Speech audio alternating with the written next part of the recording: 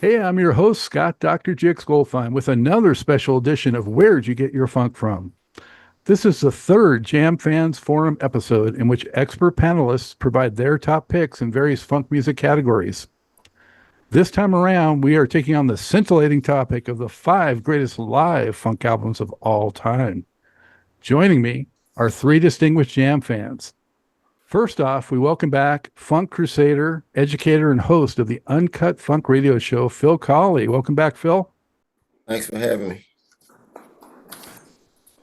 Also, a hearty welcome to musician, composer, writer, and associate professor for the Berklee College of Music, Monte Croft. Yay. What's up, Monte? And last but not least, we have lifelong music devotee, host of the FJS, that's Funky, Jazzy, and Smooth with KD radio show, who's also a legal expert, Karl A. Das. Welcome, Karl. Dr. Scott, thank you so much. Pleasure to be here. Outstanding. Thank you to all three of you, I'm counting myself, for participating and keeping the funk alive. Sure. Yeah, thank you. It is indeed a pleasure. Pleasure to be here. I've been following you for the last few years, so this is great. Thank you. Thank you, Monty. So the criteria has been set forth for this discussion. Everyone's aware of it, and it's listed in the show description. So I urge everyone to check it out there. I'm not going to bore you going through it right now. But before we dive in, let's briefly touch on some key elements of a great live album. So, I'll throw it out to Monty. What to you, a couple of things that make for a great live album, whether it's, the recording, the set list, what? Yeah, all that. The recording, the set list, conveying the excitement of the live experience. Yes.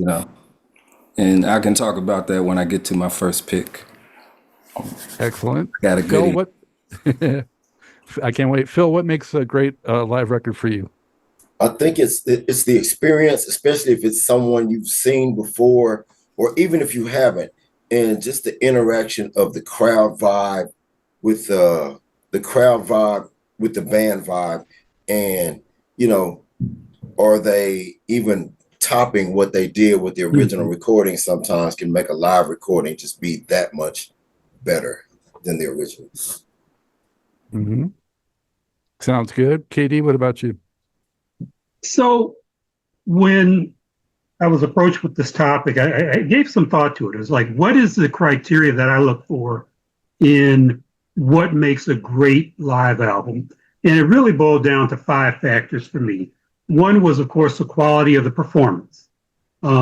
Second, are there any particularly memorable songs or song that comes out of the album or the recording? Third is the quality of the recording itself. Fourth is the audience engagement. How engaged is the audience? And I know that sometimes that can be enhanced in the studio or whatever, but still there's just something about that experience. And then the fifth thing is just intangible, something about that experience, hearing the album. Maybe it took me back to actually seeing this artist perform live, or maybe it was something that happened in viewing the performance or listening elsewhere. So I put all those together, and that's how I came up with my top five list. And it was hard. Yes, indeed. I think you guys are all spot on. Of course, I agree with those things. Some other things, as I was thinking about it, that I really like about live records that I especially are my favorites, are the longer versions of songs, are eclectic set mixes, are the ability to solo and stretch out and improvise. Those are definitely important things to me as well. There's a lot of guys out there that play very conservatively on the recordings, but then when they're on stage, they just rip like crazy, and that's how you capture it. So those are important to me. So with that table set, I'm going to let our first timer, Monty, start us off with his first pick for best live funk album of all time. What do you got? This record, if you like funk music, this is one record I would say you definitely have to have. This is the landmark coming from the Godfather, the minister of the super heavy funk, the king of soul. The record is Love, Power, Peace, live at the Olympia, Paris, 1971. James Brown. And there you go. Yes. Yes. James is so visual, as we all know, but this record proves that you can get the James Brown experience just from listening to the music. I mean, the record is just so exciting. From before they even start playing, you hear one of the guys laughing, maybe it's Bobby Bird or something, just like, then they kick the thing off. The brother got to rap, the brother got to rap, the brother got to rap, the brother. And then James says, I want to write the soul book. How hip is that? My man said, I want to write the soul book. And he damn sure did write the soul book. But this is funk James Brown to be differentiated from the first great live album, which was Live at the Apollo. That was soul James Brown. That was rhythm and blues James Brown, like you would hear on WLAC out of Nashville, you know.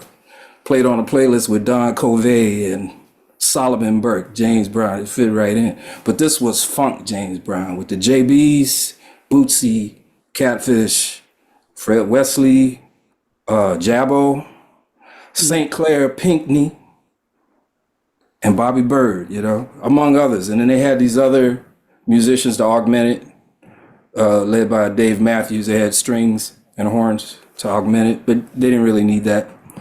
And it's just like, it's just so exciting, man. It's just like being there. And it's James at his peak, at one of his peaks. Because, you know, he had like, I don't know, 3 or 4 peaks, you know, the early Live at the Apollo.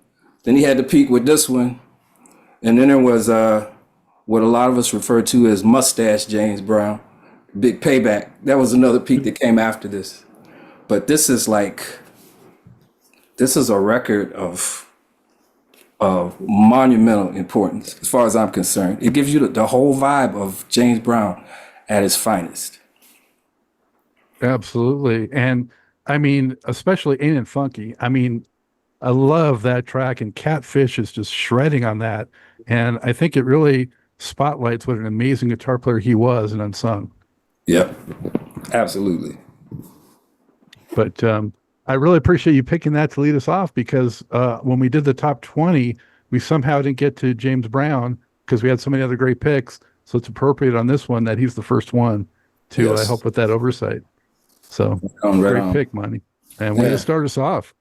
Man, that was a great pick. And man, I've been watching I've been home today because I got people doing some work on my house. And I've been watching videos, just live videos all day. You know, first I was researching my topic, and then I watched that JB from that era. And man, I got stuck on that. And man, it's just spot on. That was a great pick to start it off with, because I was like, sometimes you forget if you don't revisit stuff. Sometimes you forget. And I was like, James, when he had that crew that you spoke of, man, it was funk personified, man. It was kind of the beginning of that was kind of the beginning of what is known as funk today. You know, we have the architects, obviously, and James wasn't the only one, but that was definitely a beginning point for what we know and love as the funk. Good pick. And that actually didn't come out until 92. And I guess I was reading about it because it was going to be one of my picks. And I guess it was shelved at the time because the JBs broke up. So it didn't see the light of day for like 20 years after that. Yeah, because they recorded that boy in 71. Man. Mm-hmm. Yeah. Wow. Yeah. No, I concur wholeheartedly with what everybody said. And Monty, you took my number one pick right there, because I actually had Love, Power, Peace as my top pick as well. I went with this version of it. There was a subsequent or later release of it that added a second CD to the collection, and it features performances by Lynn Anderson and Bobby Bird.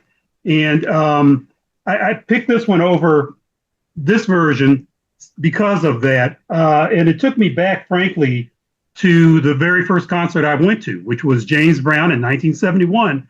I went with my mom and my best friend and his mom, and we saw James Brown in Utica, New York, of all places, for my birthday, actually. And so Great show. And I remember we had great tickets.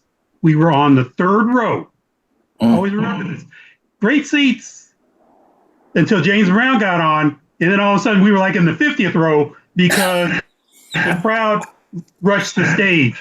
And Right. so it's just one of those memorable moments that, will always stick with me. And of course, The Godfather was on, Lynn Anderson was on, Bobby Bird was on. And I guess just going back to that particular album, because I was kind of choosing between that one and Revolution of the Mind, because that was also 1971. And the difference for me was Bootsy and Phelps, the JBs, being the backup band on that one, whereas the new band came on for Revolution of the Mind. But both of them, you can't go wrong with the James Brown live album. So great band. Hey, you better keep an eye on that 3 extra disc version, because that one is hard to find and goes for a pretty penny these days. Yeah, I didn't even know about that one. Well, Monty, great pick. I think you can tell because 2 of us also had it. So thank you for that. Let's go to number 1 pick for KD. All right. So I will go. Let me go behind me. My number 1 pick. Let's hit the glare there. I'm trying to get this in the right place. Is Sly and the Family Stone, Woodstock, Sunday, August 11th, 1969. Wow. That particular performance blew my mind. And I remember I didn't, it was years before I saw it, years before I heard it. But the fact is that Woodstock performance, which was at 3 a.m. in the morning, which is just amazing, how he and the band just engaged. I mean, they captured, they took over. It's been lauded as maybe the best performance of the whole event.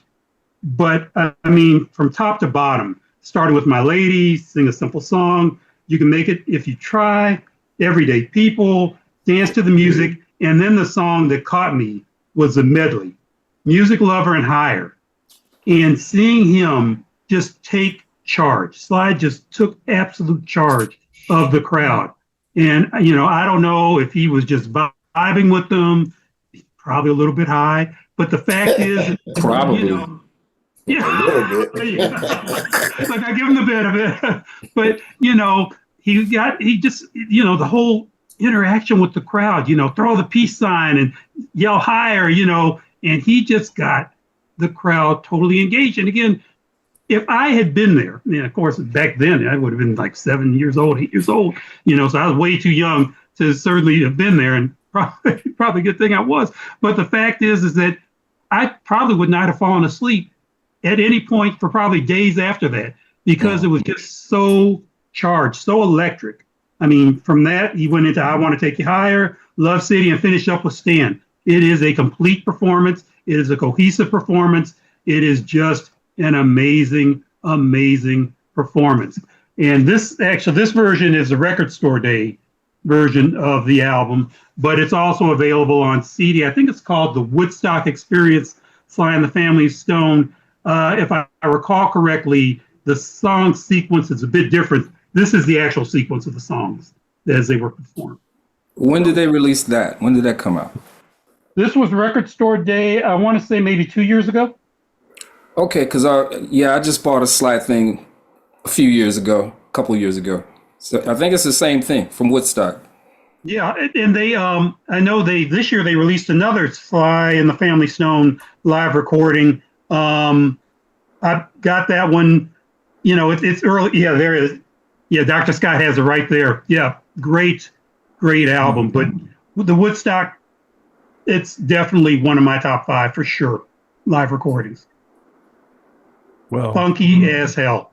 yeah, can't argue with that. Sly following up JB, what could be more appropriate? The 2 fathers of funk right there, man.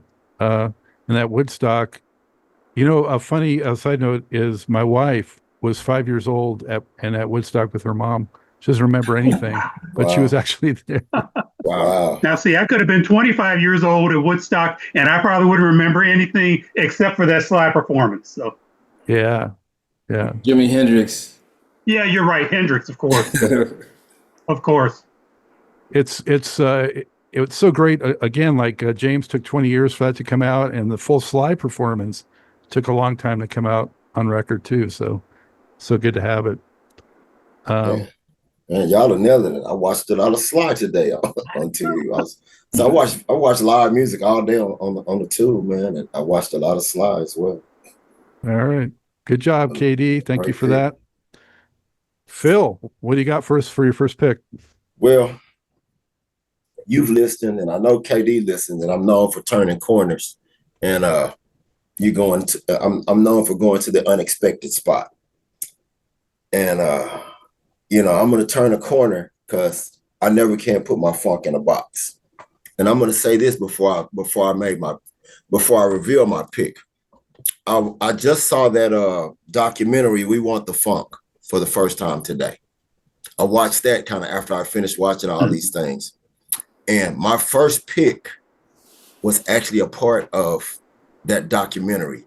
And when he said what he said about the funk, and when he said what he said about his performances and how he was inspired by his performances and how that all came about, I was on the fence about, damn, is this qualified? I had no doubts about it after I heard him speak. So without further ado, and I told y'all the last time, I got a lot of stuff taken away from me, so I don't, or stolen, but I don't have a lot of physical copies. But my first pick is Talking Heads, Stop Making Sense album. And, on face value, it's like, dang, is that funk? And I did what Scott said, and I revisited the album, and I listened, not to the extended version, but the original cut, from when the album first came out. And it's 9 songs on it, 9. And I was checking off, man, that's funk, that's funk, that's funk. And I think I put a check mark by every single one of them. And I was listening to David Byrne today, and he was talking about how he was such a fan of the funk, and he was trying to borrow some James Brown, and he was trying to borrow some Sly, and he was trying to borrow some Jimi, and he said he couldn't get any of it right. And he said it wound up kind of being his own thing. He said, which kind of worked out for him. He said, I was really trying to be the funk, but I could just be me, but being me worked out for him, But man, like we talked about what makes a great live album. And I think I saw the movie before I got the album. And man, what's that song? Life During Wartime. When they do that song, Life During Wartime, they have the best damn time on stage of, man, any band I've seen perform it in a while. And it's not just that, it's his band. I mean, it was already Chris France, Jerry Harrison, Tina Weymouth, David Byrne, obviously. But then he brought in, for his live show, man, he brought in Alex Ware, Steve Scales, Edna Hope and Lynn Mabry on vocals. And of course, the iconic Bernie Worrell on keys. So, I mean, he brought in some heavy hitters that were funk masters to make that whole thing go. Then you had, what was that? They did a version of Take Me to the River on there, which is, man, if you can cover a song and make it your own, that's cool, man. Slippery People, Burning Down the House. Who in the early 80s didn't like Burning Down the House when it dropped? When Burning Down the House dropped in the 80s, it was a club song. It was an MTV track, and it was a club song. And if you were a funk guy, you still literally kind of fell into the David Byrne Talking Heads vibe. And it's always been one of my favorite live albums of all times, but for the purposes of what we're doing, I gotta throw it in the funk, man. David Byrne, Talking Heads, Stop Making Sense. My number. That is a out of left field pick, but a great one. And one of the best concert films ever made. I love Phil, Girlfriend is Better. And they do also the Genius of Love. In the movie, anyway, they do the Genius of Love track. Yeah, and it's on the extended version. Genius of Love is on the extended version as well. Yeah. Yeah. But yeah, Bernie, man. It's funny because I think on the last show you did, Phil, too, your first pick had Bernie involved, and now this one too, Bernie. That's my guy. Yeah. So I'll Go just ahead. weigh in. I'll say that, Phil, that was also on my list. I had that one pulled out as well. But yeah, it's just classic, classic, classic. And I had the expanded version on my list.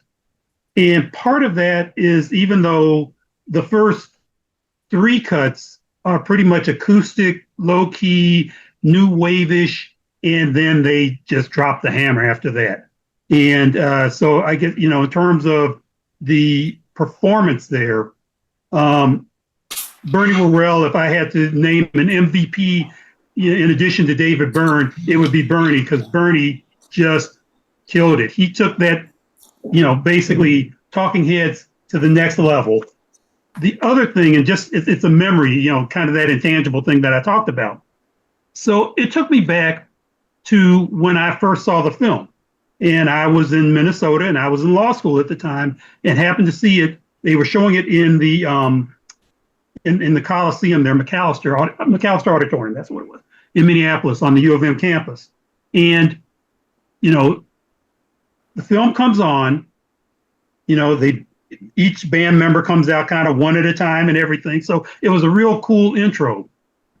But you had the crowd there. And it was a very mixed crowd. Black people, white people, Asian people, Hispanic people, Latino, a whole mix.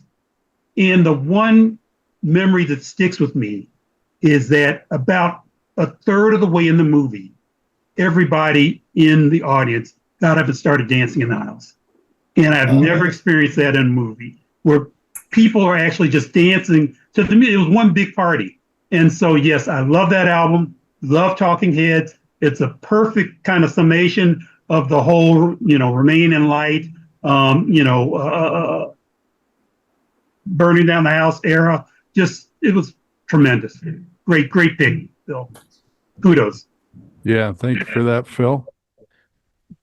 All right, keep it going with my first pick. And maybe this is a little out of left field too, hopefully not. But I just love this one. And I'm going with it first just to make sure no one else picks it. And it's Grover Washington Jr., Live at the Bijou. Yeah. 1977. Oh my gosh. Just front to back, this record is fire with Locksmith, his band behind him. It was recorded in his hometown of Philly. And just starting out with On the Cusp, really funky track with the rhythm guitar just kicking it. Lock It in the Pocket is another great funk track. An epic version of Mr. Magic. I mean, it's like over 12 minutes. To me, it's the equivalent of like a Chameleon by Herbie. It's like on that level, and just as unbelievable on here. And Sausalito is a great track that is perfect, like driving music. And it concludes with Funk Foot, which is just such a hot killer funk track with the keyboard solo. Unreal. Yes, sir. Who is that? Sid Simmons? That is, I got the personnel here. Keyboards. Yep, Sid Simmons, you are right. Good call. Leonard Doc Gibbs on percussion, of course. Richard Lee on guitars, kicking it. Tyrone Brown on bass. The Lock It in the Pocket, the breakdown on that, so funky. They even got a whistle thrown in there, like from Kool and the Gang, I mean, it's a serious party. Of course, Grover is killing it throughout on tenor, alto. I think he's playing some flute also. I love during the breakdown where he's got that, I forget the name of that percussive drum where you rub it and it makes that sound.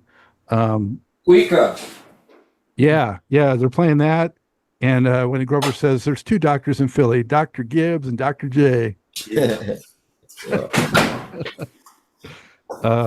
Man, so I just can't say enough about this record.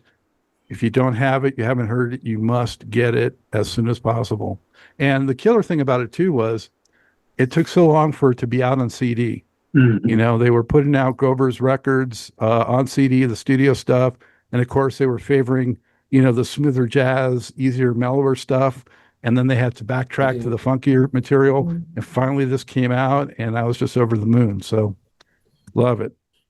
Man, that's a great album. And the way they my first instrument was a saxophone. So I was like, when I had my band and I was in school back when everybody had bands in the 70s, I wanted to be Grover Washington at one point in my life, And man, the way they went into Mr. Magic was so smooth because Days in Our Lives it's just chill and you just kind of laying back. Boom. And he's playing, as a matter of fact, he's playing the flute on that song. He's playing the flute on Days in Our Lives. Yeah. And he just gets out of that and then they just break into like, oh shit, okay. The first time I heard it, that's one of my favorite albums too, man. So if there's any human that cannot start bobbing their head when that bass comes in from the floor. Y'all are nailing it right now, man. For sure. That's a great pick. I completely forgot about that record. Wow. Because I never actually owned it. But you remember when radio stations would play whole albums? Yeah. I used to listen to WAMO out of Pittsburgh. I grew up in Youngstown, Ohio. And we never really had a black station that stuck. So, on a good day, we get WAMO, stand in the corner, hold the antenna certain way. And they would play whole albums, and that was one they really keyed in on, man. So that brings back memories, man. And I actually played with Sid Simmons, in Philly. He was a beautiful cat, rest in peace. But he brought back some memories with that one, even though I never actually owned that record. It was great. Killer album, man. It's That's album and an 8-track. A true band album too, because a lot of the tracks were written by members of the band, So, all right, let's keep it moving. Round 2, we got Monte to lead it off. What's your second pick, Monte?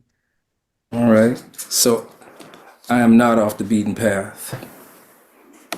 The elements of the universe. God dog it. Earth, Wind, and Fire. Gratitude. Scratch that off. I mean, what can you say about Gratitude? It's a classic. I mean, so many things. He plays so beautiful. Don't you agree? Mm-hmm. I mean, we say that on gigs to this day, and everybody knows the reference, from back in the day. And yeah. The Gap Band lifted that later, and that's just been a thing that's just gone on. I mean, there's just so many cliches that just come from that record. Mm-hmm. And I saw Earth, Wind, and Fire on that tour. That same tour where they recorded that. So, it brings back, it's like a foggy memory now because it was so long ago. I remember LaBelle was the opening act, saw me at Blossom Music Center in Cleveland. And then this record came out and it was just, oh man. Reasons, Don Myrick solo and going back and forth with Phil. And I'm almost tearing up thinking about it. It was such a great record, and it's instant classic. Even though half of it was studio and classic, the studio side produced classics as well. But Yes, sir. Just a great live album to us it was like the greatest band in the world, and that was like proof. You can't top this. It's Earth, Wind, and Fire. Because it was like, they were funk based, R&B based, but they were almost got to the point where it was like world music. They had so many elements. They had the Brazilian elements. They had the jazz elements. They did the thing with Ramsey. Maurice had that old connection of playing in Ramsey's trio. And he went back and got him when Earth, Wind, and Fire got hot, and they produced Sun Goddess. And then Earth, Wind did their live version of Sun Goddess. And again, another classic. I mean, the studio version with Ramsey was a classic. Then the Earth, Wind, and Fire live version became a classic on its own. So, yeah, that's a great record. Gratitude. I'm grateful. I think one of the greatest things about that album is that every song that they did was like greater than the original. It's like Monte just said. They made those songs into classics all over again, even if they were already hot songs before. It's like, okay, we're gonna top that. We were somebody said it, man. Scott said it earlier. Yeah, we kind of reserved in the studio, but man, we're on stage, we're gonna really rip this thing up now. And that's exactly what they did with that album. Yeah. They ripped everything to shreds on that album. I mean, Monty, I also saw them on that tour in Shreveport, Louisiana. So my dad was in the service. So we kind of hopped around. And I remember that weekend, frankly, it's still one of the best weekends of my life because I saw Earth, Wind, and Fire on a Saturday with my cousins. And then the day before, saw the movie Jaws, which just opened that day. So it was like Jaws and Earth, Wind, and Fire. You can't top that. Right. But speaking on the album, the one cut that I think gets overlooked so often, which I think is just fantastic, is New World Symphony. Oh, It is just amazing. The whole different levels, the different types of music gets brought in. It's just a powerful performance, and it closes that thing out, and it's just like, wow, I'm done. This is it. So great selection. Yeah, and it was on my list. So one of my favorite albums of all time, period. I mean, that's one of the few records that I literally wore out the grooves. You know? And it came out the same year as That's the Way of the World. That's how hot they were. Yep. You know, I don't think there's anyone who would not say that, you know, like that version of Devotion, that version of Reasons are the go-tos. You know, they're better. Shining like Star. Phil was saying, they supersede the original recordings, which are great unto themselves. right. Just the energy, it's just fire, and the clarity of the recording, amazing. Yeah. Great pick, man. Thank you. All right, Monty. Thank you for that one. And Katie is up again. all right. So I had mentioned earlier that I am repping one of my picks on my shirt. So I will stand up and maybe you can see it. White Stacks. And I got the album when I was younger and got to see the movie. My mom took me to it. My dad said I was, I guess 11 at the time. He's like, you can go to the movie because I know you love music, but don't you come back talking any of that Richard Pryor stuff. And so yeah, it's just a favorite album. And I love Watt Stax so much that I invested in the box set that came out a couple years ago. This is like 12 CDs. It captures everything.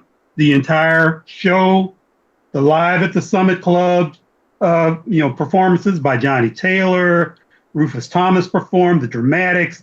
I mean, the Sons of the Slum. I mean, Little Milton, on and on and on, the emotions. But what really, two things from Watt Stax, three things really stand out for me. One, it's Rufus Thomas's concert performance. I mean, he just had, folks, again, the engagement with the audience, the fact that here you have, a sexagenarian, I guess, at the time, but he was throwing down hard. Yes, he was. Second, And I'm clean. I'm clean. That's exactly right. And then secondly was the Bark Hayes performance, because that Son of Shaft is like just killer. I mean, they just crush it.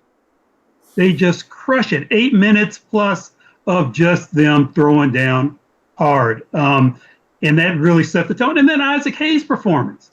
On the album, it's Ain't No Sunshine, but the whole performance was actually released on a separate CD, but it's also part of this box set.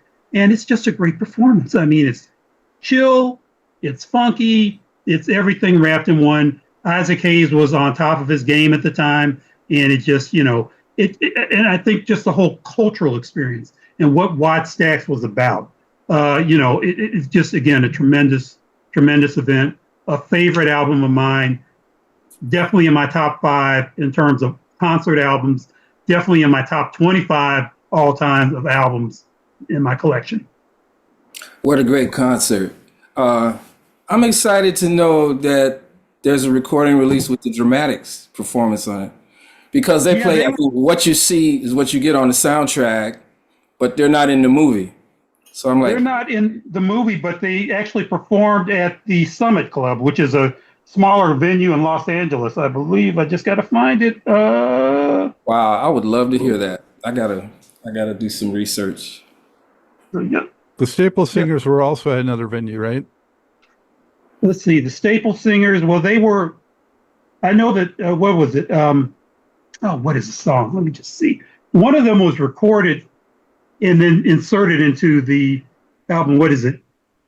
Ooh La Di Da. Is that the song? I believe it was. Yeah. Oh La Di Da was actually studio recorded and then inserted on the album. Mm. But I Like the Things About Me, Respect Yourself, I'll Take You There were the live cuts that we did. What were the live dramatics things? Do you have it? Actually, it's the only thing it shows on here. So I stand corrected. I believe that is just the it says here, what you see is what you get. And it says live at the Summit Club. So I guess they did perform it there. But I guess they didn't perform a whole show. Yeah, I'm a huge dramatics fan. And I know they had the Emotions singing in church when they were still little girls. You know. Yeah. It tripped me out when the Emotions were at their peak with Maurice. They were still in their 20s, man. I was like, they were only a few years older than I was. I was in high school. They were wearing dresses like the dresses looked like they were 40 or 50 though. I know. Hey. And their youngest sister, she joined the group when she was 18. It's like, what? That's just a side thing. It always, because I wore Rejoice was an album that I really wore out. That was a great album. Oh my God. Well, great pick, KD, a historic pick. Thank you. Yeah, that's a great concert. Rance Allen Group. Oh my God. Yes. Mm-hmm. Yeah. Rance playing guitar. Oh my goodness. Yep. It's a good historical reference. Yeah. Well, Phil, keep it going, man. Man, Pressure's I was on. gonna go even further into left field, but I'm gonna save it because I know nobody's gonna pick it. And I'm gonna try to mind my manners and do what the people told me to do. Because I'll get out there for a minute. My number 2 pick for must-have live albums is AWB Person to Person. Oh. AWB That was my next one, man. Oh man. AWB Person to Person. So as we can see with everybody picking that up, it's almost doesn't need an explanation other than that badass version of Pick Up the Pieces. Mm-hmm. That when I first heard this blew me away. Cause we had the album, it was a double album back in the day, and you were used to a 20-minute side or whatever. And you might get 4 to 5 songs on the side of an album, right? And then was it a double album? 4 albums. 4. And Double album. Double. And then the side with Pick Up the Pieces, and I hadn't really looked. Well, you kind of can see the grooves. When you used to put the album down, you can see how far the grooves apart to tell, damn, this is a long track,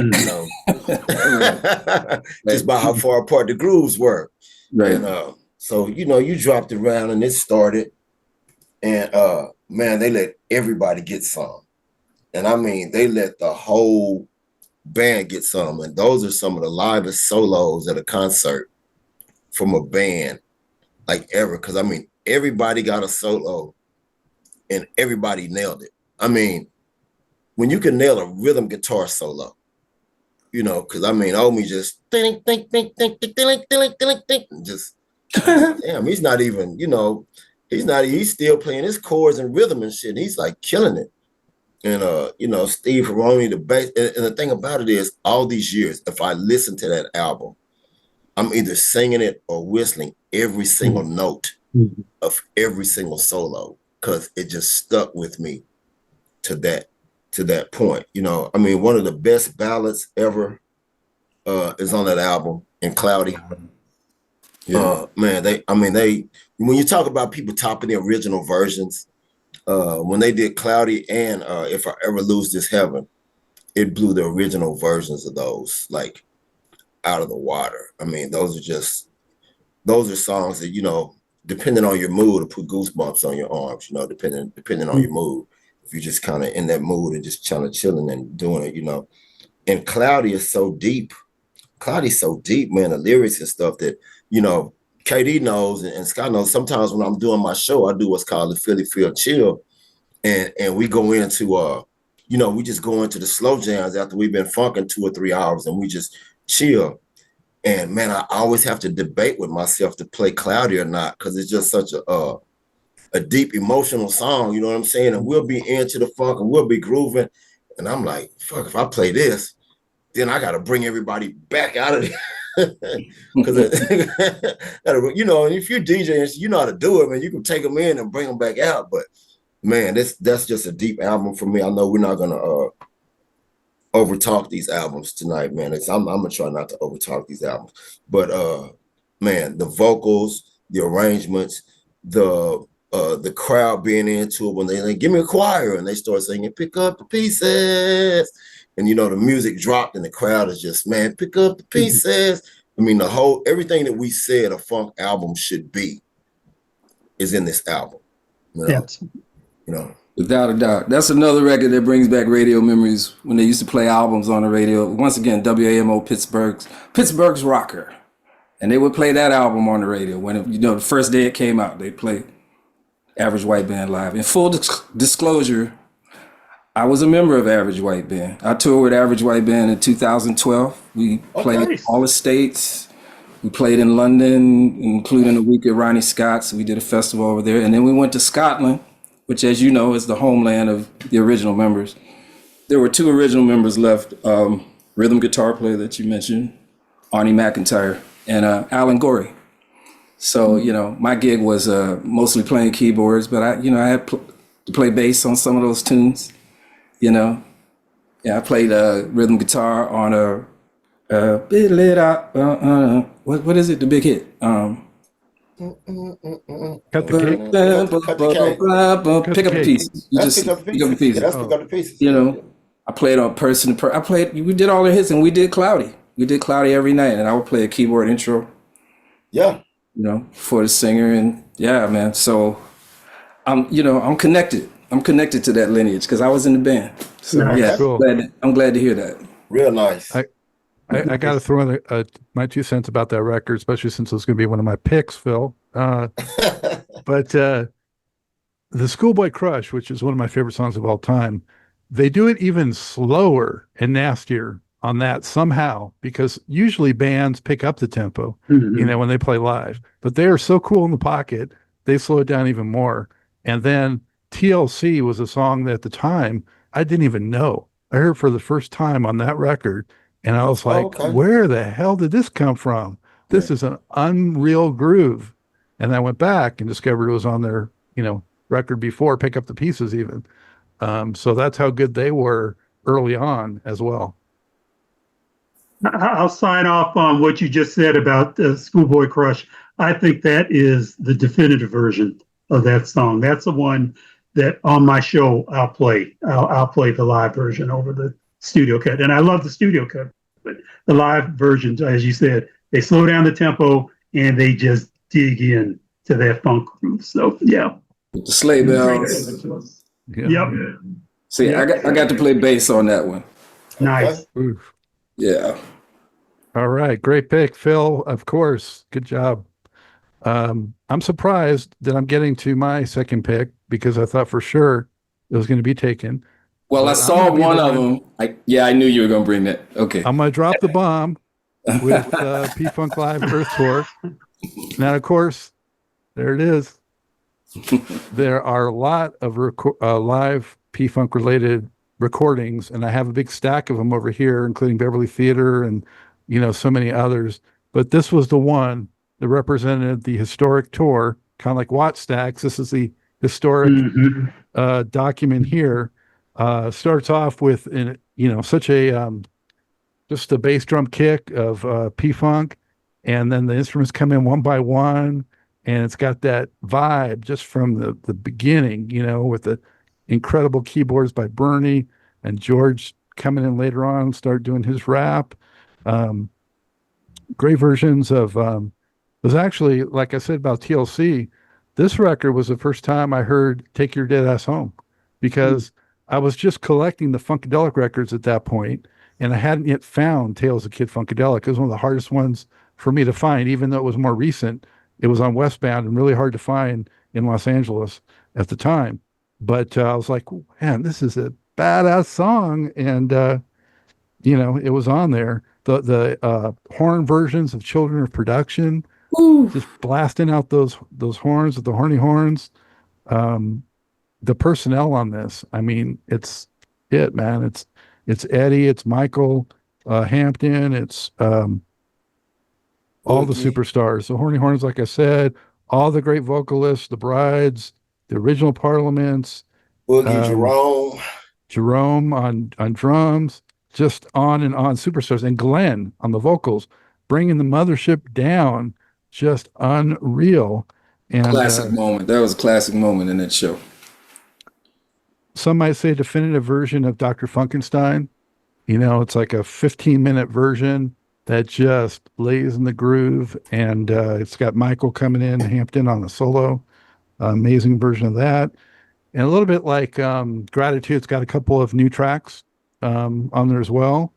And just such an amazing, and it's got that, the cut, the Landing of the Mothership, which at the time, a lot of the radio stations would do these novelty things where they would put together different sounds from records. And Clinton and Parliament, they did it themselves, which was unusual. And they put it on this record with the classic line, "Loan me your spaceship, I'll bring it right back." It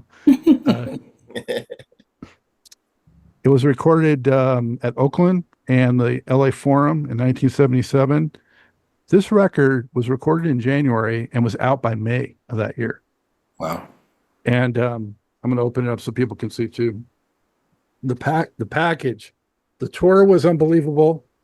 And this package was unbelievable. It had a poster. It had iron-on patches. It was just the full experience. So,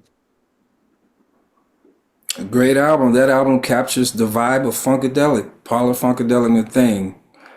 Because they're becoming very popular, but they still had an underground vibe. Because, they were nasty, and they were cursing and, they were in the drug culture. So it was a balance of all those things, and that is the album. Like I have some other P-Funk live things. Like I have that Beverly Theater that was going to be one of my first picks, but it got demoted because I had found some other things.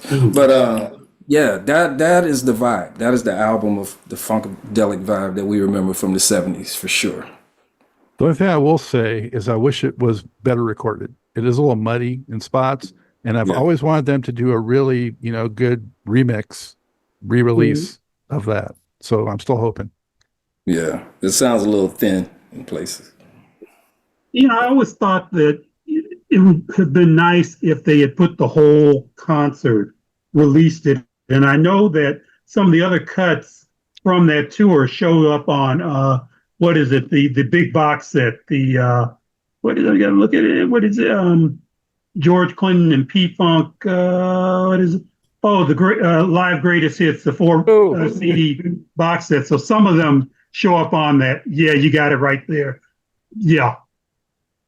But I would love the whole concert captured on an album or CD or something, or a couple CDs actually.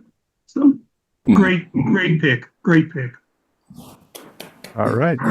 Thank you. So we move to round 3 with Monty leading us off. All right, we're moving right along. This is the next from one of, as he put it, the black pool of genius.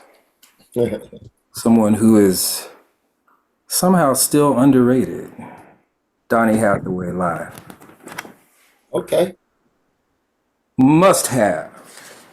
Everything is everything. You got Willie Weeks on bass, Cornell Dupree on guitar, a brother from DC, Mike Howard, also on guitar. Freddie White was on drums. 16 years old, about to be 17. Wow. I'm sure everybody out here watching this will know that that's the younger brother of Maurice and Verdine. Actually Maurice's half brother. His daddy was Dr. Adams, but they all adopted Maurice's last name to be down with Maurice. So that's why he's Fred White. But yeah, he was with Donnie at 16 years old, killing it. I mean, pocket. He would play a pocket with no hi-hat, just foot, snare, foot, snare. You know, that's very hard. It's very hard to do.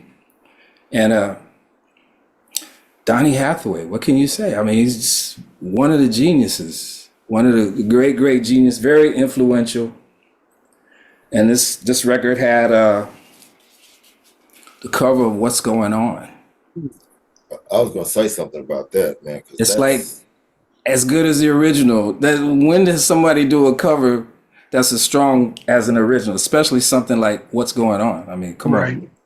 But you know, when we play this song live, you know, we kind of get the Donnie vibe more than the Marvin vibe, because you know Marvin's thing was orchestrated.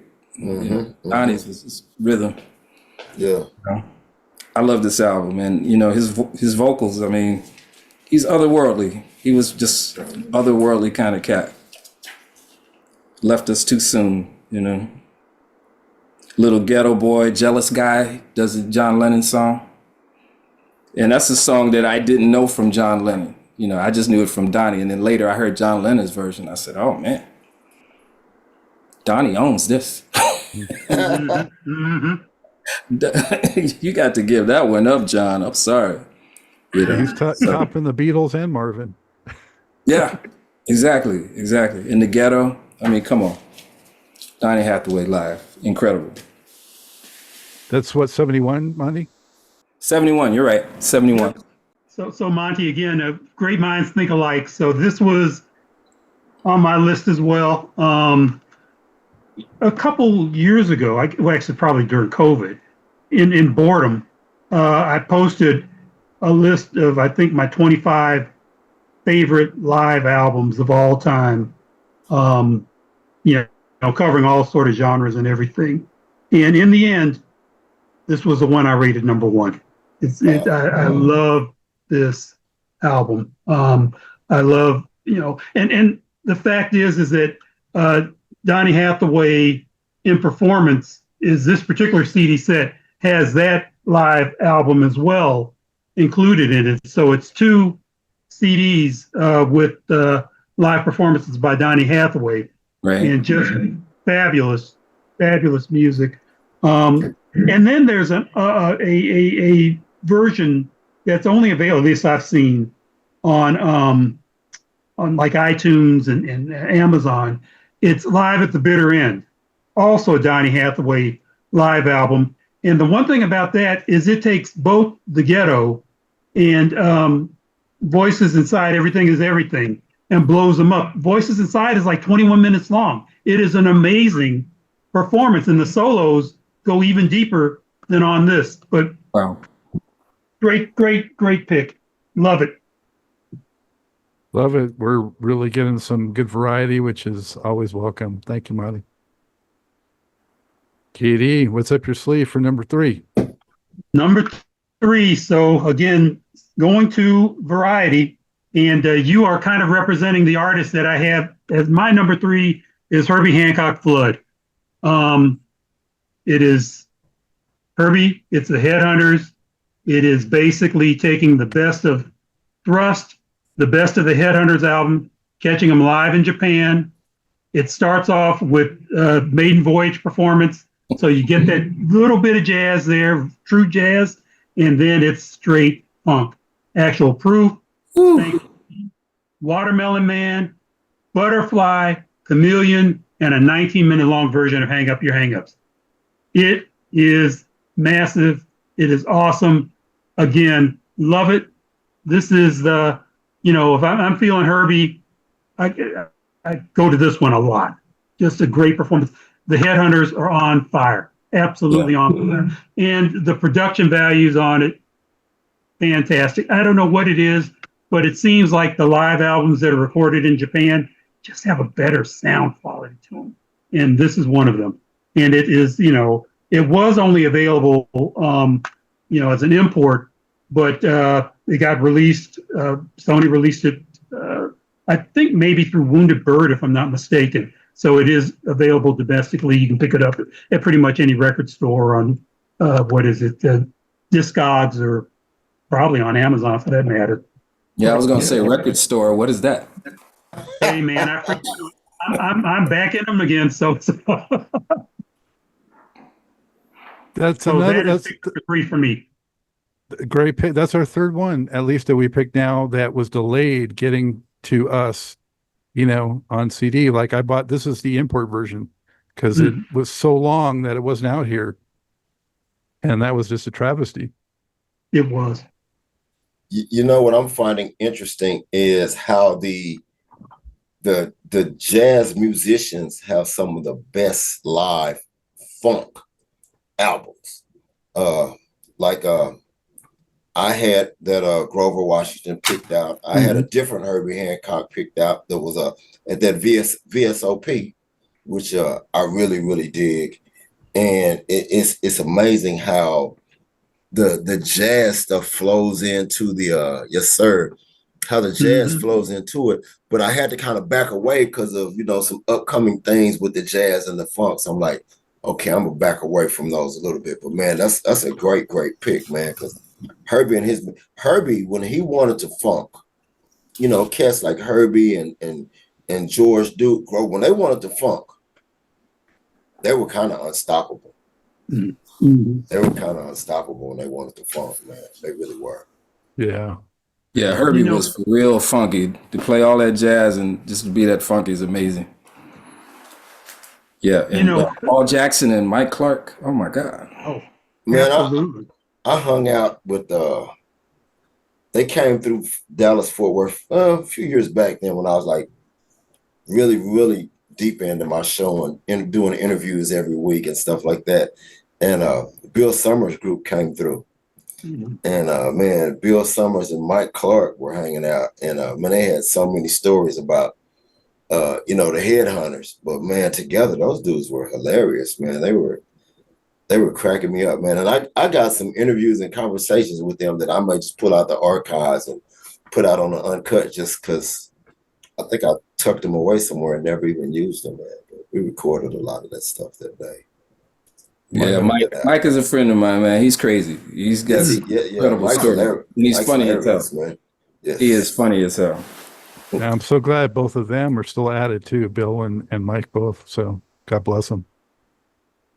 Great pick, KD. Thank you for that. Phil, what do you got next?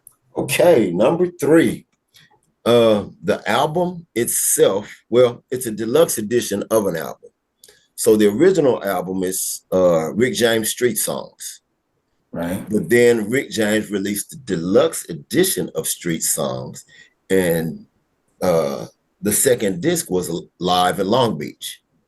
Wow. And it's got the introduction, Ghetto Life, Big Time, Come Into My Life.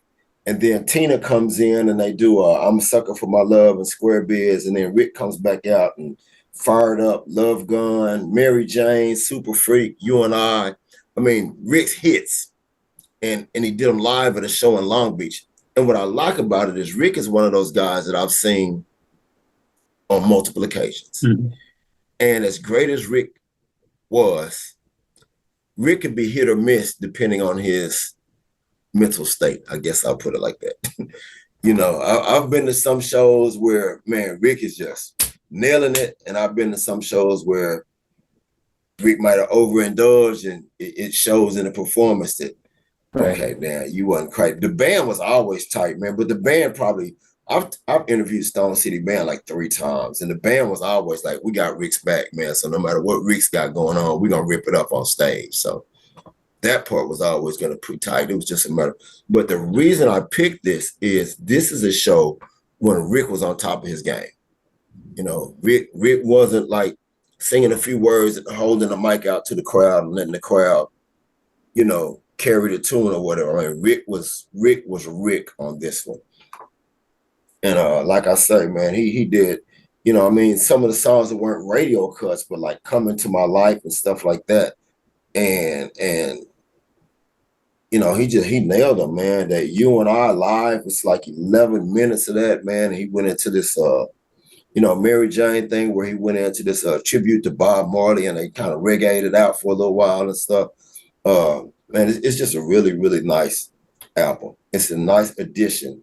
So I'm glad we're having this forum and you're giving us this place to speak, Dr. Scott, because some people may not have ever even gotten hip to the Rick James Live because they might have already had street songs and said, well, I'm not buying a deluxe edition of something I already have. But there's actually another whole album included in the deluxe edition, and it's Rick James Live. And it's so on point. It's one of my favorite Rick James recordings. So Monty had his thing with AWB. Great pick, Phil. I was at that show at the Long Beach Arena for this, yeah, because I lived in Los Angeles. So, but this is another one that they kept from us for what, like 20 years, Phil? From when it was recorded. Yeah, because it was recorded and they released it. They released it in. Well, no, actually they didn't. They released the original, but yeah, they didn't release that second part till 20 years later. You're right, So it was just sitting on the archives, waiting for us to hear it. I just listened to this again yesterday, so it's fresh in my mind. The energy, Phil, is unreal on that show too. Just electric. Yes. I mean, and it was kind of that was kind of the tour where Tina kind of came into her own. Mm-hmm. And man, she got on stage and she owned it. I saw Rick and Tina in Oakland. That was when Not Happy, but the other one was out. It might have been around the same time, actually, man. 81-ish. I saw them. And they did Fire and Desire, and that was one of the best live duets I've ever sing. I mean, Tina and Rick, they nailed it on that particular show. They really did. Like they edited it down so they didn't get into that part on this particular album. But I do remember during that show that they did do Fire and Desire, and man, Tina and Rick nailed it, man. And she turned out to be a little powerhouse herself. Yeah. I love that one. Anyone got any other comments on that, or I'll do my number 3? Rick James was a giant, man. He was a giant. So, absolutely. Go gone ahead, too Katie. soon again. I was just gonna say, gone too soon again. And both he and Tina, it's like the chemistry between them is just fabulous. And you got, Phil mentioned Happy. What is then even when she went to Epic, I'm trying to remember the song now. I'm drawing a blank. But she did another duet with Rick on a very mellow song, and it's just, again, it recaptured the real vibe, the chemistry that they had between them. And so, great pick, Phil. I remember this last story. You just spoke about the chemistry between Rick and Tina, and I remember when Rick was incarcerated for a while, and he came back out. And when he came out, he went on tour. And they were at Fair Park out here in Dallas. Mm-hmm. And Rick was the headliner, Mint Condition or somebody, a couple of other groups, but Tina was like on the bill as well. And it was amazing to see Tina and Rick as older musicians, older artists, get back together after he'd been through all he'd been through and, her career gone, and get back together and do their thing on stage again. That was a pretty magic night as well. It really was. It's a pretty magic night, especially knowing that now that that they weren't both going to be around much longer. It really made that night pretty epic. All right. Thank you, Phil. I think that may illuminate for some people that weren't aware that live show was part of the reissue of Street Song. So really cool. My third pick, round 3, right? Still, yeah. Mm-hmm. I don't think many people would argue one of the greatest live performers of all time, but it took him until 2002 to put out a live album. Aside from a live video, he did put out around 85, but it is Prince, One Night Alone. This came out in 2002 from the One Night Alone tour, which was an amazing tour because the band was world class. And it was like, you know, a lot of jazz influence that came into his thing at that time, jazzy funk. He was experimenting still. He was pushing the envelope with songs from the Rainbow Children album. And he had Maceo and Greg Boyer playing with him on horns, just an incredible band. And this tour, which I went to in Los Angeles, if you were part of the MPG Music Club, you got to go to the sound check, you got to go to the show, and you got to go to the after show. So you got to hang with Prince doing his thing like the entire day. And this captures that because it has, you know, the full concert, and it's got one CD that's an after show. His after shows were legendary. And unless you had bootlegs or happened to see one, you didn't get exposed to them until this was officially released. So it captures all that. There's a really cool booklet that comes in it. The packaging is amazing. The sound is fantastic. But this booklet, which is really impressive, it's got comments in it from fans, from media, from band members.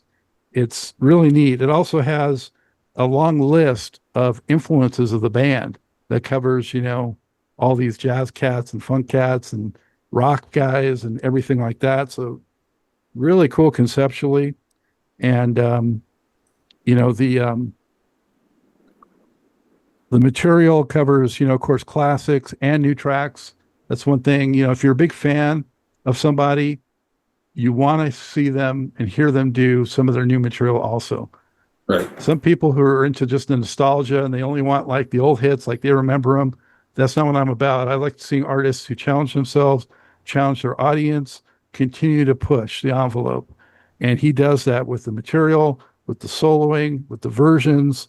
Not on here because of like copyright things, but on this tour, he was doing really cool covers in there too of everything from Love Roller Coaster to, you know, Grand Central Station stuff, and just, you know, eclectic instrumentals, hard rock, incredible soloing, B-sides, just the whole gamut.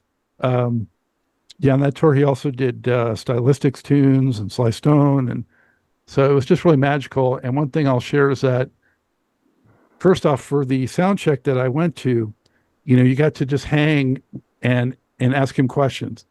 You know, he just hung out the front of the stage and spoke to us.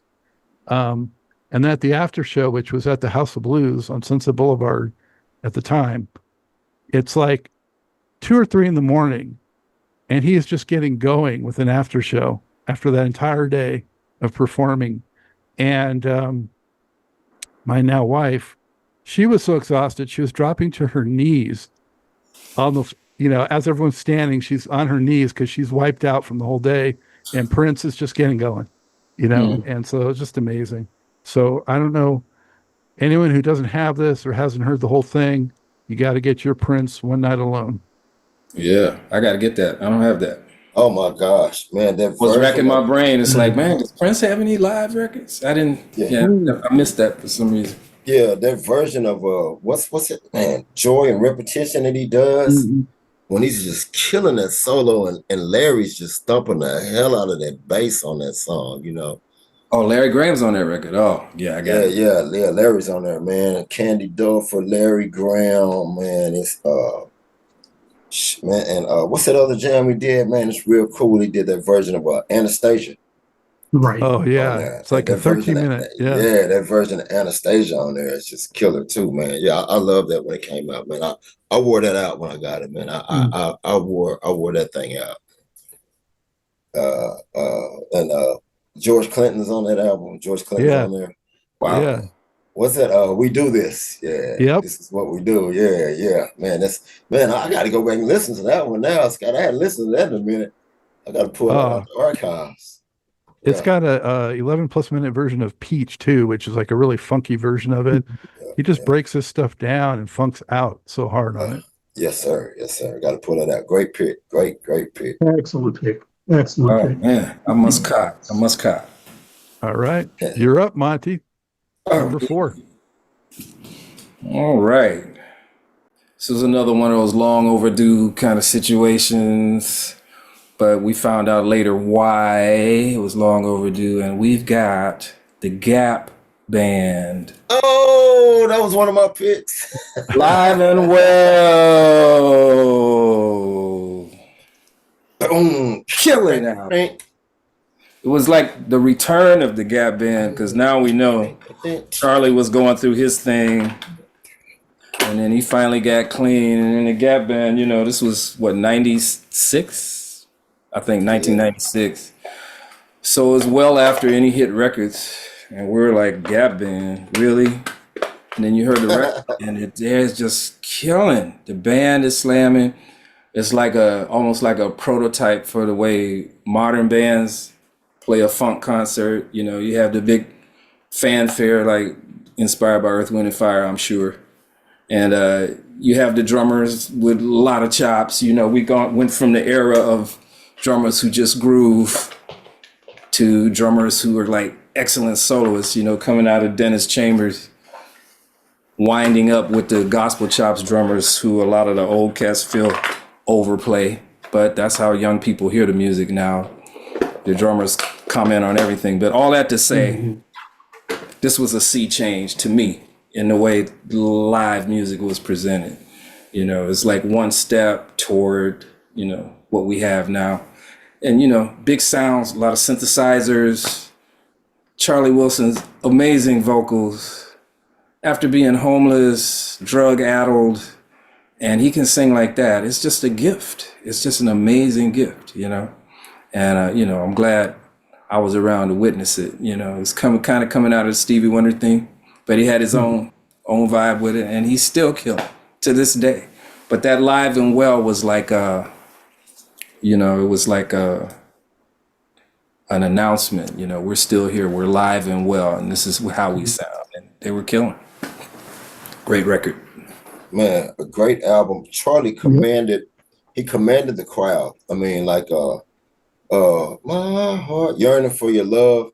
I mean, he had just everybody in the whole, you talk about crowd energy. And he just had the whole crowd like grooving. And what I liked about that album is the Gap Band had finally learned how to start a show and finish a show. Because when I first saw the Gap Band early, in there, you know, I'm on the south side of the Gap Band, early 80s, real early, 81-ish, something like that. I went to see the Gap Band, and they came out really hard. And, you know, the Gap Band has borrowed the elements of Parliament and, like you said, Earth, Wind, and Fire and stuff like that. So when they came out, I was like, oh, shit, man, they going to rival my boys tonight, you know. But as it went on, you know, bands like Earth, Wind, and Fire and Parliament, you know, they start here and kind of end here. Because, I mean, Parliament, they'll start out where some bands finish their concerts, if that makes sense.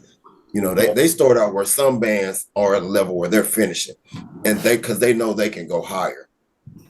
And the first time I heard the Gap Band live, they started there, but they just didn't have, I guess, that concert savvy yet to start high and go even higher. But Monty, to your point, that particular show, they started high because they started out with the Gap Band party track. You know, ain't no party like a Gap Band party because the Gap Band party don't stop. And then they just kept elevating. And even when they did the ballads, they get the ballad. Because I want to say the other one, I want to say they did was No Hiding Place on that one? Was it? Yes. Was it no? I want to say it's Yearning for Your Love, No Hiding Place on that album. And then they just, you know, every time they went down, they just took you back up. And they, you know, it was a great album, man. That's a good pick, man. I like it. That's a good pick. Yeah, 1996, mid 90s, they were still bringing it, and that was a cool period because there was like a little bit comeback of those bands with like Sinbad's Cruise stuff and some of these live records that came out from these groups. Forgot about that. Yeah, Sinbad played a role in that for sure. Yeah, because he had Graham Central Station on there. He had the Gap Band on there. Yep. I think Elder Bars. Yeah. SOS, ISDs. I watched a few Sinbad shows today too. I'm looking at the track list for that one, Monty, and just man, at one point in succession, they have Early in the Morning, Party Train, and Drop the Bomb. So Wow. yeah, Killer version of Humping on there as well. yeah. Killer Yeah. version of Humping on that album as well. So cool pick, Gap Band. Yes. All right, KD, you're up. All right. So my next pick number 4, anybody who has, I guess, drops by my FJS Facebook page knows that every year I go on a tangent about why on earth this band is not in the Rock and Roll Hall of Fame. And it's War Live. Whoops. War Live. This, and I actually going to follow it up and do a twofer on this because they just released this War Live in Japan from 1974. And I look at them as basically bookends. A lot of overlap, same period, but the War Live is a Chicago concert. And I've always considered War, I suppose, the funk version of the Grateful Dead. They are a jam band, and that's what they do. And to see them in concert is to just let them do their thing, let them go. You get extended versions. I mean, Son Oh Son, definitive version, okay? Slipping in the Darkness, part 1 and part 2, it wasn't enough. 17 minutes of Slipping in the Darkness. All day music, 10 minutes long. Bayero, 8 minutes just jamming Latin funk. I mean, this is a phenomenal performance. I believe it was recorded in a snowstorm or blizzard or something. So there's this feel to the whole experience. Love this album. Just to speak a little bit on this one, again, kind of the bookend, extended 2 CDs, live performance of World is a Ghetto, Cisco Kid, Don't Let No One Get You Down, which was about to be released on the Why Can't We Be Friends album. The sound quality, fantastic. Again, recorded in Japan. Something about how they record those albums in Japan. War, they need to be in the Rock and Roll Hall of Fame. This is a crime. doubt. They need to be in there. Without a doubt. Yeah. Great band, great They- music, great writing, all of it. They are getting their star on the Walk of Fame, I think, like this week or It's a next start. week or something like that. Yeah. But for sure. I wanted to say that was actually going to be my next pick, Katie. So thanks. Sorry. The Sorry. Japan one was going to be my next, but Mhm. I wanted to just comment about the Japan one. That's such a good set that some of the tracks that to me were a little bit, they were cool, but they're a little bit lesser tracks as far as my favorites. They Mhm. just are so great. The versions on there, Gypsy Man and Southern Part of Texas are great versions that I really, really dig. And Me and Baby Brother is really great on there too. So I'm many sorry, Scott. tunes, man. You forget, they got so many great records, man. And I have that first live album you were talking about. I got to go listen to it, man. I haven't, because I got the box set where it's all of their records. Mhm. I gotta delve into that because I haven't really listened to the live album enough. That's nice, great pick. But if you had to pick, would you go with the earlier one as slightly more favorite or? I love the Japan version just because of how clean it sounds. But man, Slipping in the Darkness and Son Oh Son, I think, are definitive performances of both of those songs. Son Oh Son's not on the Japanese version of it. So I'm going to go with the original. That's kind of where my heart lies. But yeah, I hear you. There's a couple cuts on the Live in Japan that do drag it a little bit. So Well, also on that first one, the 20-minute version of Get Down. yeah. Like I said, they're a jam band. That's what they do. It's like so yeah. Awesome pick. And I've said it on my show many times, they got to get in the Hall of Fame. So let's keep pushing. while they're still with us, most of them. You know, we Exactly. lost a couple of them, but Yeah, we still BB's have. gone. Yeah. Yeah. Okay, pick number 4. Staying on the field. A band that I really felt like for, from my teen years, I went to see James Brown in 71 with my mom as well, Katie. But I've been going to shows for about maybe from, like you say, from 71 to 81. And